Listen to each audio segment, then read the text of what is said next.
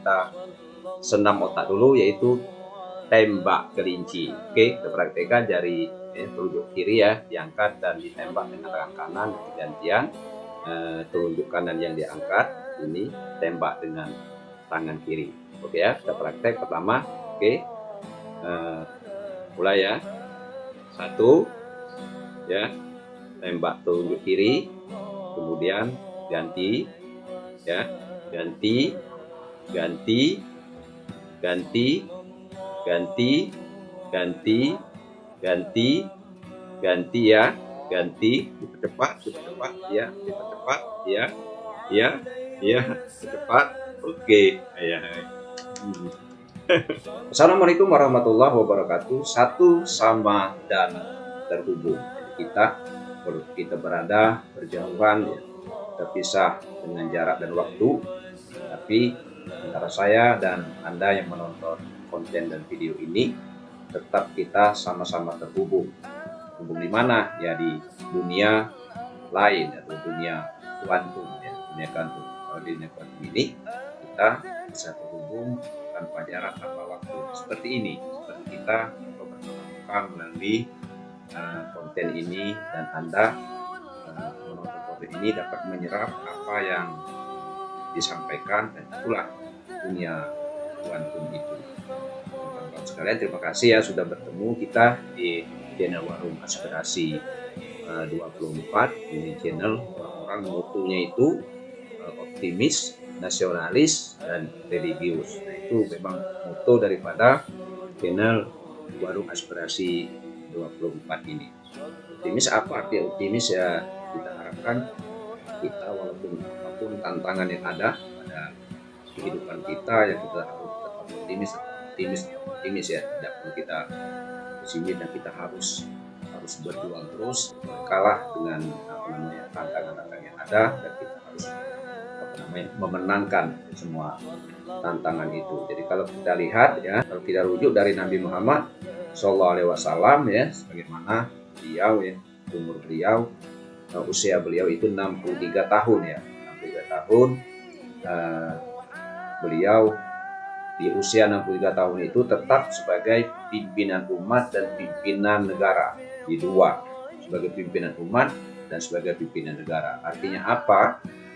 Junjungan kita Nabi Muhammad itu sampai akhir hayatnya, sampai dia dipanggil pulang oleh Allah Subhanahu wa taala, dia tetap bekerja, tidak ada istilah stop bekerja atau pensiun ya. Nah, itu dari sana saya mengambil iktibar ya, bahwa kita ini harus tetap bekerja mulai dari ayunan sampai ke akhir hayat. Itu kita harus tetap bekerja, tetap berusaha, tidak boleh stop. Karena contoh kita Nabi Muhammad itu begitu, contoh kita ya, kita harus menjadikan tauladan kita ya. Jadi kita yang ada, misalnya kayak saya dulu sebagai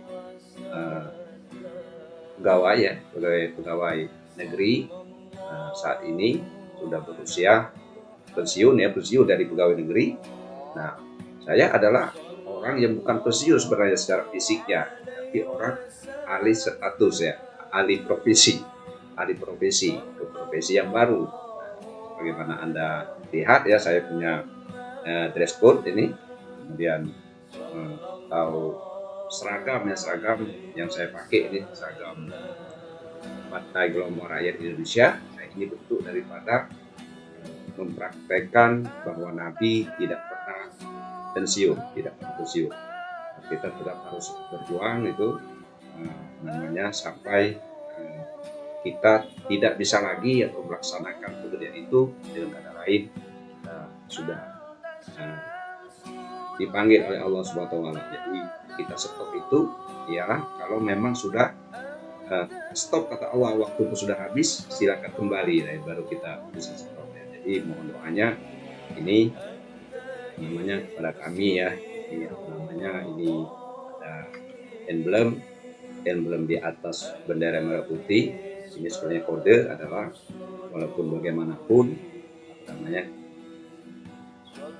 keimanan kita itu di atas segalanya gitu ya. Jadi Begitu, jadi itulah keoptimisan itu ya. Kemudian nasionalis kita dari mutu channel ini nasionalis, kita memang harus ini ya, itu kepada bangsa dan negara Republik Indonesia itu sudah harus kita perjuangkan, harus kita pada zaman kita, yaitu mengisi kemerdekaan ya. Mengisi kemerdekaan kita sesuai profesi masing-masing kan. Ada yang guru, ada yang petani, ada yang guru, ada yang nelayan, itu kan. Jadi harus begitu. Jadi tidak ada yang cara kita mengisi nasionalis kita itu begitu di saat ini. Berjuang, misalnya guru dan dosen, tidak boleh kita masa bodoh pada bangsa dan negara. Nah, yang terakhir mutunya adalah religius. Ya, religius ini ialah bagaimana kita menciptakan ya pikiran, perasaan, dan spiritual kita itu positif terus. Jadi pikiran positif, perasaan kita perasaan positif, dan spiritual kita positif.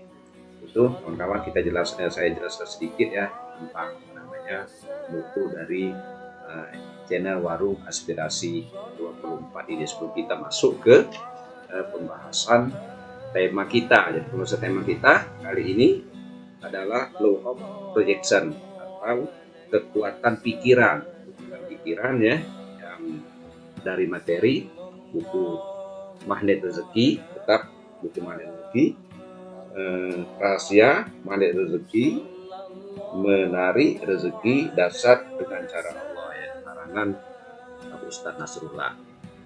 Itu sebagai pembuka teman-teman sekalian, kita nantinya akan mereview ya daripada tema ini. Saya akan baca dari bukunya, tapi cuplikan saja, dan akan saya kombinasikan dengan hasil yang saya dapatkan dari seminar maupun dari pelatihan Magnet Rezeki. Ya teman-temannya, jadi informasi dapat saya sampaikan bahwa tanggal 10-11 September 2022 ini akan ada seminar lagi dan ada pelatihan Magnet Rezeki lagi. Jadi silakan dicari informasi di kota Anda masing-masing atau di tempat tinggal Anda yang terdekat masing-masing. Bisa dilihat di Telegram Magnet Rezeki. Itu nanti akan ada informasi jadwalnya, akan di kota Anda ada atau tidak, dan waktunya. Kontak personnya juga ada di sana, bisa dilihat di sana. Yang misalnya minat untuk mengikuti ya, silakan ya, seminar Magnet Rezeki dan pelatihan Magnet Rezeki bagus sekali, teman-teman. Jangan sampai ketinggalan, tidak ikut, yang banyak membuka wawasan kita dan membuka pikiran kita bahwa banyak yang ternyata harus kita koreksi dari diri kita ya. Selama ini kekeliruan, kealpaan kita harus kita koreksi. Ya baik teman-teman, kita memasuki ya daripada pembahasan kita pada tema ini tentang the law of projection. Jadi saya akan bacakan, apapun yang terfokus dalam pikiran kita akan otomatis terproyeksi ya menjadi nasib kita. Ketika kita berpikir baik, maka nasib kita juga akan menjadi baik. Jadi itu, kita fokus misalnya kepada apa yang kita pikirkan, itu nantinya juga akan menjadi nasib baik bagi kita. Ya. Ini kemudian dari fokus dan harapan. Ketika fokusnya kebaikan, fokusnya kaya, fokusnya keberlimpahan, maka ibarat tanah subur, apapun yang akan tumbuh di atas fokus yang bagus itu, yang tumbuh di atas fokus kebaikan itu bernama harapan. Jadi yang tumbuh dari fokus kebaikan, nah itulah harapan kita itu. Selanjutnya dari keajaiban tercipta ya, kekuatan Magnet Rezeki bisa Anda gunakan dengan terlebih dulu mengubah fokus Anda. Biarkan semuanya tampak indah hari ini dan hari-hari ke depan. Dinding kamar Anda terlihat indah, anak-anak Anda terlihat ceria, orang-orang di sekitar Anda tersenyum melihat Anda, semuanya indah, dan sempurna. Lalu tumbuhkan harapan di atas fokus kebaikan itu. Harapkan bahwa semua masalah Anda terangkat dan tergantikan dengan solusi. Semua masalah kita terangkat dan tergantikan dengan solusi. Dan hiduplah di atas harapan Anda. Bayangkan diri Anda berada di tengah-tengah harapan itu dan Anda tengah berbahagia. Sebentar lagi harapan itu menjadi kenyataan dan realitas hidup Anda indah insya Allah. Nah, itu cuplikan dari tema Law of Projection ya. Saya kaitkan kepada sekarang ada yang didapatkan dari seminar maupun dari pelatihan ya yang sudah saya ikuti. Baik kawan-kawan sekalian, sebelum kita lanjut pembahasan berikutnya, kita senam otak dulu, yaitu tembak kelinci. Oke, kepraktekan dari telunjuk kiri ya diangkat dan ditembak dengan tangan kanan dan gantian. Telunjuk kanan yang diangkat ini tembak dengan tangan kiri. Oke ya, kita praktek pertama. Oke, mulai ya.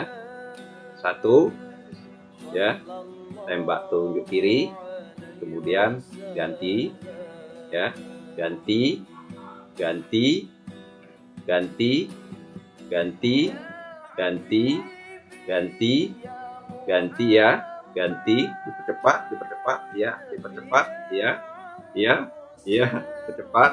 Oke ya. Otak kita di pagi ini agak sedikit panas ya.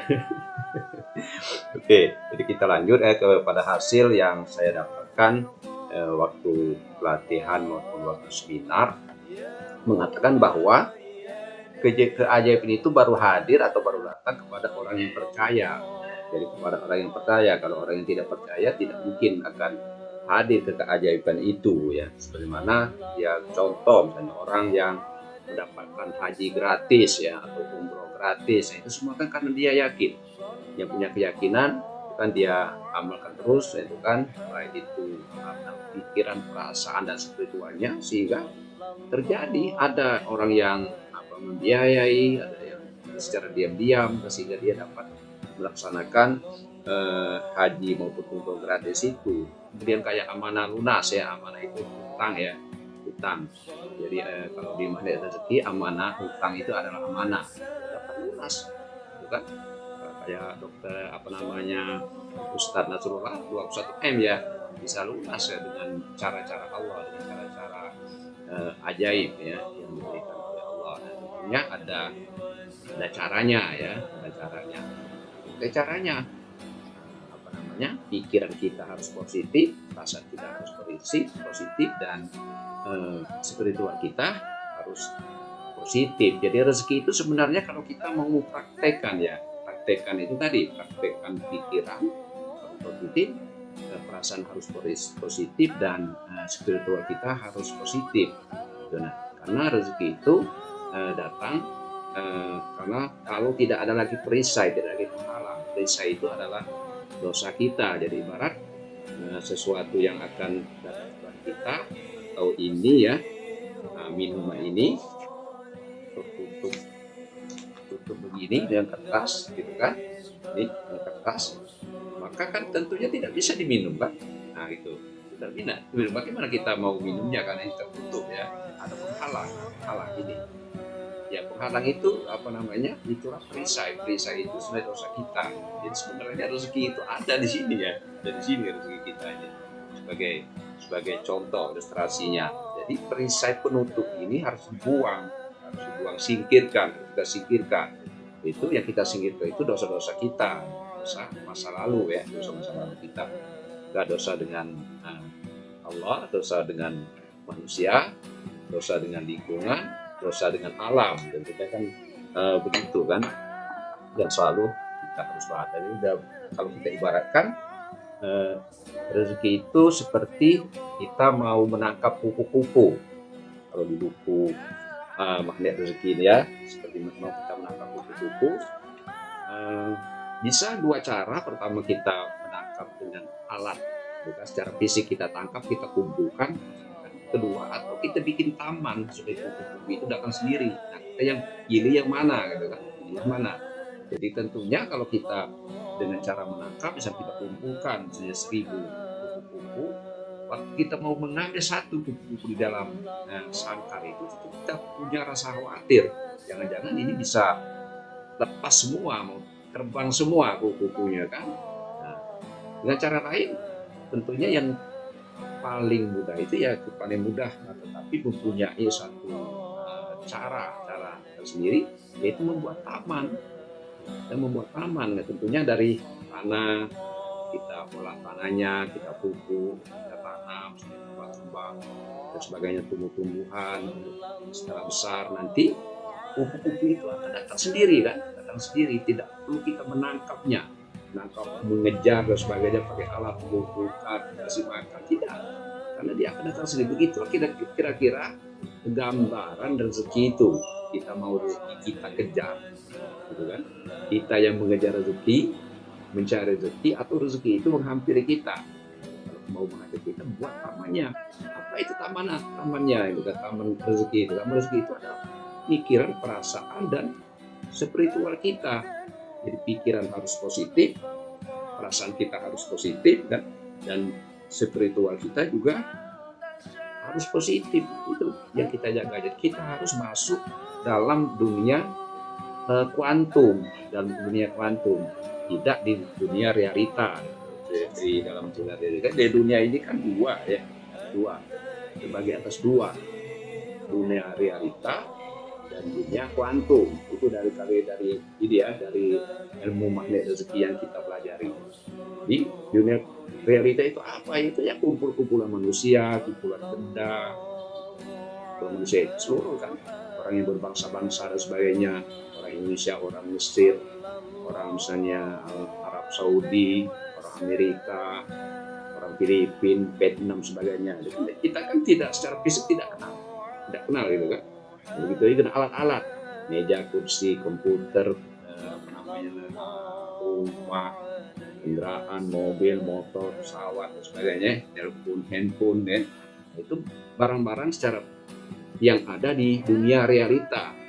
Dia tidak terhubung. Setiap barang itu punya kodenya, atau punya sendiri, punya posnya ya, atau punya nama dan tempat sendiri. Jadi dia tidak terhubung kali itu di dalam dunia realita.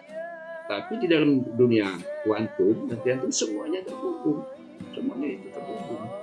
Jadi satu sama dan terhubung, satu sama dan terhubung. Nah, bagaimana supaya kita itu bisa? Jadi contoh misalnya Ustadz Nasrullah, dia sedang ada persoalan itu kan, besok ditagih, ada orang yang sebangsa dep kolektor itu akan datang ke rumahnya kan, sehingga dia tidak bisa tidur kan, jam 3 subuh kan, dia telepon, Nas, kenapa, ada apa? Ibu nggak bisa tidur, memikirkan kamu. Jadi Pak Nas begitu, ada persoalan apa kamu, Nas? Gitu. Pak Nas bilang, ya Bu, doakan saya, ibu tidur ya. Sehingga bisa tidak, itulah kalau sudah masuk di dalam dunia kuantum itu, jadi kontak batin antara anak itu ada satu, jadi satu sama dan terhubung. Jaraknya jauh, beda tempat kan, ada yang di Tanjung Priok, ada yang di Depok, tapi kenapa bisa terjadi kontak batin itu? Karena itu tadi di dunia hidup di dunia kuantum. Dunia kuantum ini dunia peralihan dari dunia roh. Ya, kita itu kan sebenarnya tidak mati ya, seluruh makhluk hidup itu ada ruhnya, kan? Baik itu tumbuh-tumbuhan, hewan, manusia, maksudnya lain-lain barang-barang yang hasil tambang, misalnya batu dan pasir dan sebagainya, ada semua sebenarnya kehidupannya.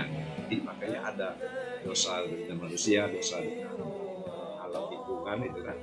Nah itu teman-teman, misalnya jemaah, contoh satu lagi ya, jemaah umroh ya, Pak Ustadz Nasrullah ya. Jadi takut begitu khawatirnya, itu kan mau sholat di depan Baitullah, Ka'bah kan, tempatnya nanti di tempat di orang sehingga menahankan haus gitu kan. Nah, tahu-tahu di sebelahnya gitu kan, dia ini aduh enak ya minum air zam-zam gitu kan. Tapi gimana ini kalau saya mau tinggalkan tempat ini nanti tidak bisa kembali lagi gitu kan.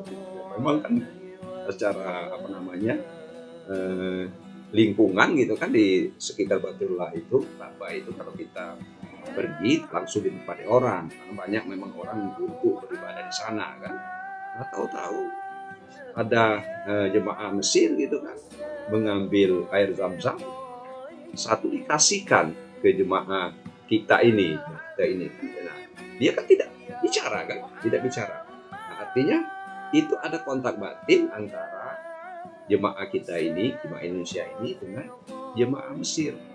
Secara fisik tidak bicara, tidak tetap muka dan tidak ada gerak-gerak apa-apa, tapi dalam hati yang bicara gitu kan. Aduh saya enak betul ini kalau mau ini bisa minum air zam-zam gitu.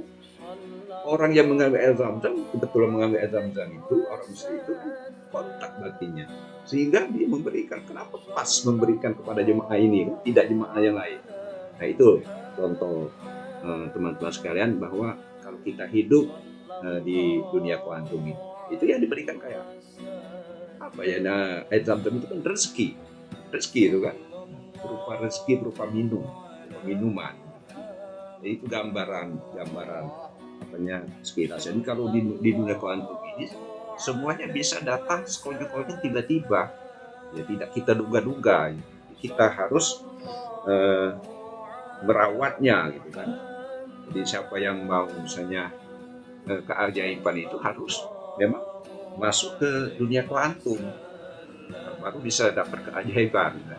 Jadi ya saya ulangi lagi, bagaimana kita masuk ke dunia kuantum itu dengan cara menjaga pikiran, perasaan, dan spiritual kita yang harus kita buat positif.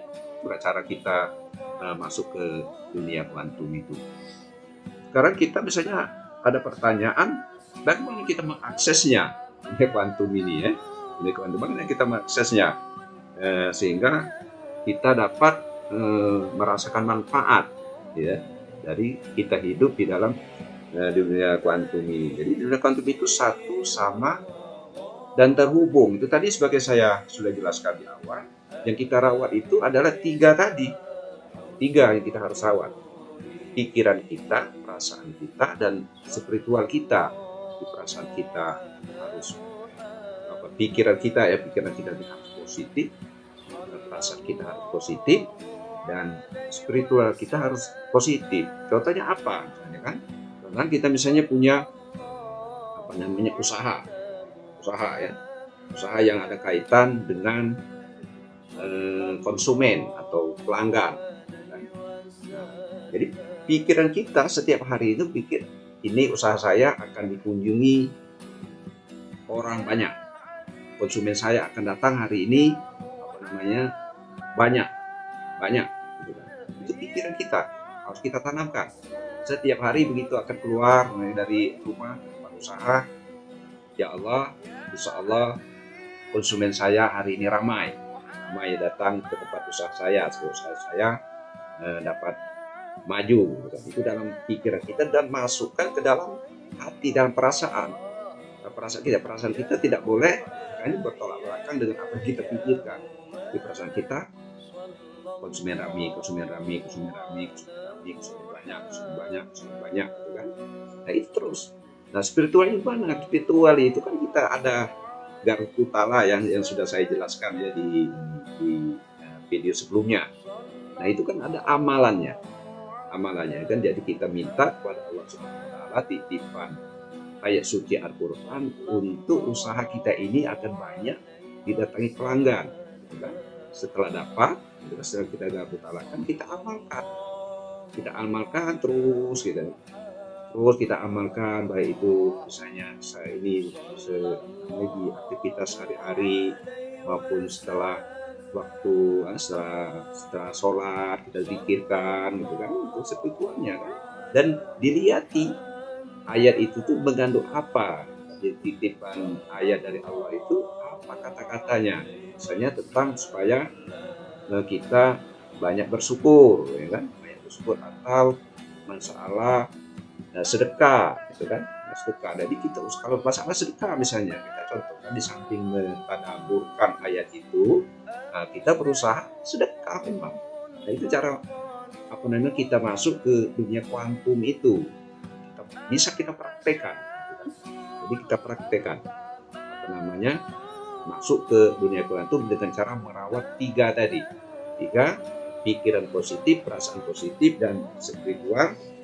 Kita harus juga positif. Jadi teman-teman sekalian, di dunia atau sudut pandang orang pandai rezeki itu selalu ada dua realita ya, realita positif dan negatif, positif negatif gitu kan.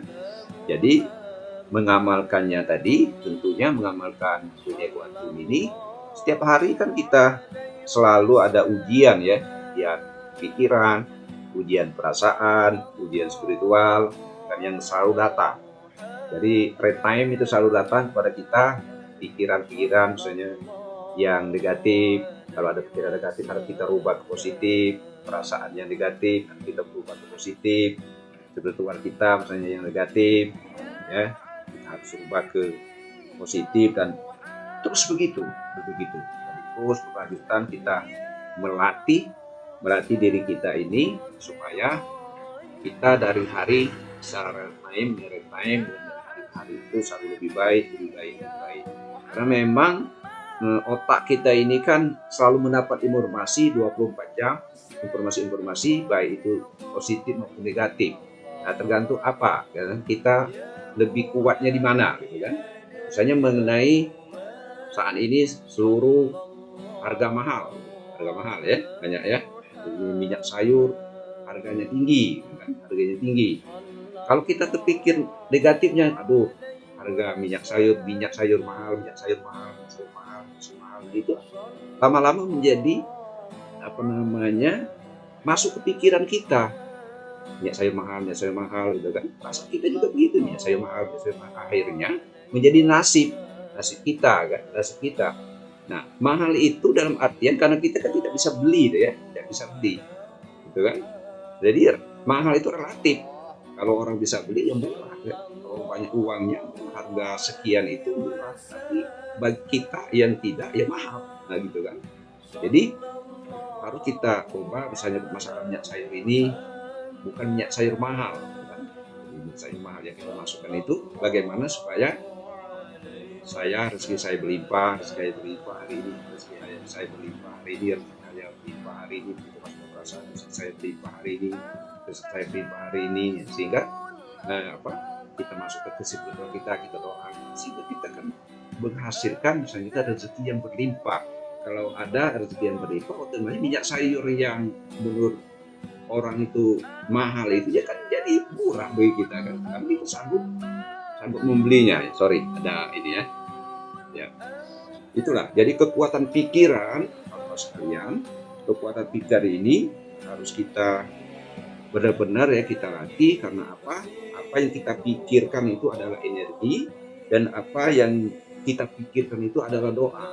Jadi jangankan yang sudah terucap ya, jadi baru saja kita pikirkan itu sudah menjadi doa. Nah, karena apa? Karena apa yang kita pikirkan itu merupakan energi ya. Nah, itu yang benar-benar harus kita camkan ya. Contoh lain misalnya, kita melihat apa berpikir dan perasaan dan yang negatif itu kan.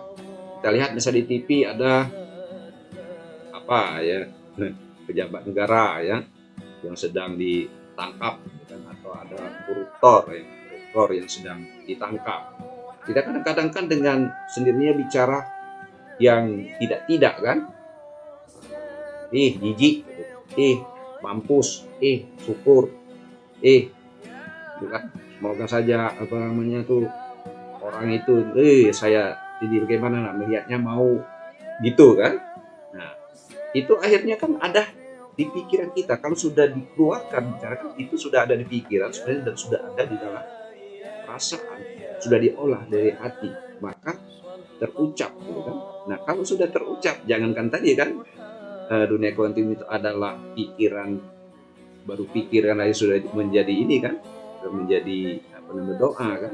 Nah ini sudah terucap, otomatis kita dengan sendirinya sebenarnya mendoakan diri kita gitu, dan itu mendoakan diri kita sendiri gitu kan. Seperti apa yang tadi ya, ini pembelajaran, sebenarnya tidak boleh bicara seperti itu kan, tapi ini pembelajaran, tidak apa-apa. Artinya kita tidak boleh bicara yang tidak seperti itu ya, supaya itu jangan menjadi kembali kepada kita, mendoakan diri kita sendiri supaya jadi seperti itu. Jadi kalau kita melihat seperti apa yang di TV tadi, misalnya koruptor itu, ya sebenarnya kita doakan. Itu mungkin jalan terbaik bagi dia sehingga dia bisa bertaubat, gitu kan.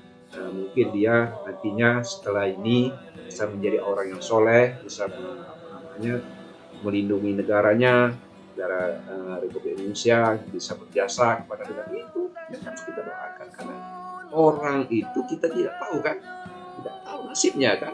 Iya, bisa jadi itu jalan dari Allah untuk dia, sehingga dia akan jadi orang yang lebih baik. Tapi kalau kita bersangka buruk tadi, otomatis kita mendoakan kita, bukan mendoakan orang itu. Nah itu yang kawan-kawan sekalian yang perlu kita. Jadi kita selalu setiap waktu itu mengatakan, oh keren, dan terjadi apa kita kan. Nah, ada contoh, saya 2 minggu yang lalu kan begitu pulang dari kerja gitu kan, hari hujan, saya pakai kendaraan bermotor gitu kan, hingga terjadi begitu mengkol karena tidak lihat antara tepi jalan dengan saluran dengan got gitu kan. Begitu saya mau mengkol, ada mobil mau keluar kan, saya stop dulu, pikiran saya ini masih di jalan kan. Jadi saya turunkan kaki kiri, ternyata kaki kiri ini masuk dalam got, gitu kan? Masuk dalam got. Ya, itu. Jadi kan kita kalau misalnya mau maki-maki, banyak itu yang mau dimaki kan. Mobil itu bisa kita maki, nah, kan? Bisa jadi misalnya maki saluran mampet, dengan itu kan. Jadi itu tadi, jadi kita bersangka baik, aduh keren, alhamdulillah dapat rezeki. Gitu kan? Jadi kita gitu, jadi otomatis kita mendoakan gitu kan. Jadi kawan-kawan, itu kita mari kita merawat diri kita ini, pribadi kita ini, dengan cara merawat pikiran, perasaan, dan spiritual kita itu dari hari-hari yang menjadi lebih baik dan lebih baik. Kawan-kawan sekalian, kemudian ada lagi contoh tentang orang yang menghubungi Ustaz Nasrullah, ini orang yang punya amanah. Ya maaf kalau amanah ini kalau dia belum kenal magnet rezeki, hutang ya. Jadi datang ke Ustaz Nasrullah, telepon, Nasrullah tolong saya gitu kan. Saya ini sudah kejepit betul, tidak bisa apa-apa lagi, mohon pinjaman. Dipinjemi untuk bayar hutang, saya hancur ini gitu kan, kacau ini. Orang mau bawa polisi, ini bisa saya masuk penjara gitu kan. Kayak kan di pikiran dia, hancur polisi penjara, hancur polisi penjara, hancur polisi penjara gitu kan. Nah kalau sudah ada di pikiran, perasaan dia juga atau begitu kan, tentunya akan begitu. Nah ini akan menjadi doa itu kan dikabulkan oleh Allah, kan diaminkan oleh malaikat, baik itu doa positif maupun doa negatif. Jadi malaikat itu tidak pilih-pilih, karena malaikat itu orang makhluk yang tidak punya rasa, Jadi doa positif, doa bagus ya aminkan, doa negatif kurang bagus ya diaminkan juga. Jadi akhirnya itu tadi kan diaminkan gitu kan. Nah jadi sampai saat ini dia bilang kan, belum ini Ustadz, belum bagaimana gitu kan. Kata Ustadz, sebenarnya doa kamu itu sudah dikabulkan. Dia bilang belum dikabulkan kan. Apa itu tadi kan, namanya itu. Nah sekarang kamu rubah doa kamu itu, sekarang amanah kamu sudah lunas yang kamu tanam pada dalam hati. Amanah lunas, amanah lunas, amanah lunas, amanah lunas. Itu diamalkan dia kan. Cuma bukan bisa bicara di depan umum gitu kan, di jalan apa amanah lunas dibilang orang gini kita kan. Nah, dalam hati amanah lunas, amanah lunas. Di malam itu, besok kan mau datang nih debt collector-nya, gitu kan. Begitu besok debt collector datang, akhirnya rupanya alhamdulillah kan pikiran debt collector itu berubah, gitu kan. Dia kasih waktu kepada yang bersangkutan, dikasih tenggang waktu ya diperpanjang, gitu kan. Jadi akhirnya terpun lagi panas-panas, alhamdulillah Ustaz ini sholat, gitu kan. Apa namanya, yang bersangkutan tidak bawa polisi gitu kan. Saya dikasih tenggang waktu, nah dari pinjaman ini akhirnya Pak bilang, nah itu kamu dapat uang lagi. Tidak, ini Ustaz bukan uang. Iya lah, dikasih tenggang waktu itu uang. Nah itu yang ini ya, apanya, gambaran kalau kita olah pikiran, olah perasaan, dan olah spiritual itu kan. Kemudian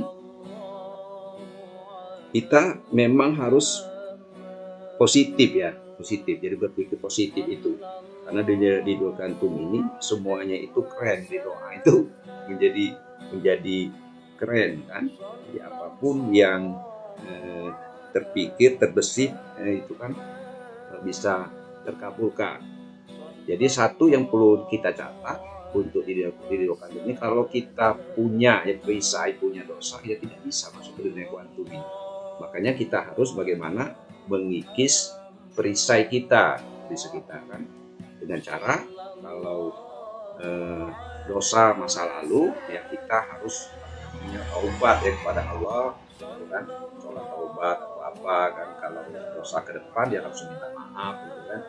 Nah itu yang perlu kita rawat. Jadi di dunia kuantum ini memancarkan yang baik-baik saja memang. Tidak bisa. Jadi kalau kita berpikiran buruk, berprasangka buruk, tidak bisa masuk ke dunia kuantum. Karena di dunia kuantum ini semuanya memancarkan yang baik-baik saja, dan apa yang dipikirkan itu menjadi kenyataan apa yang kita pikirkan.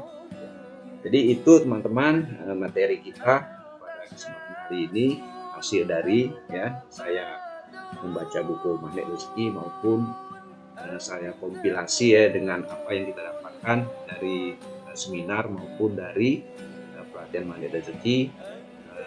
Jangan lupa untuk mengikuti seminar Magnet Rezeki di bulan September ini 10-11 September.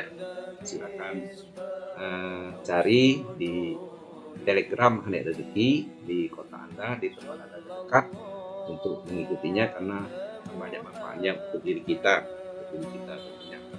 banyak sekali manfaatnya. Terima kasih ya kawan-kawan sekalian. Terima kasih sudah menonton menyimak penjelasan dari awal sampai akhir. Kemudian informasikan juga kepada orang-orang terdekat kita bahwa ada ilmu Magnet Rezeki Surah yang bisa merubah kehidupan kita. Kita akan bertemu kembali di konten-konten berikutnya. Jangan lupa untuk selalu mengikuti penjelasan dari konten-kontennya Warung Aspirasi 24. Terima kasih. Wassalamualaikum warahmatullahi wabarakatuh. Salam Gelora, semangat Indonesia.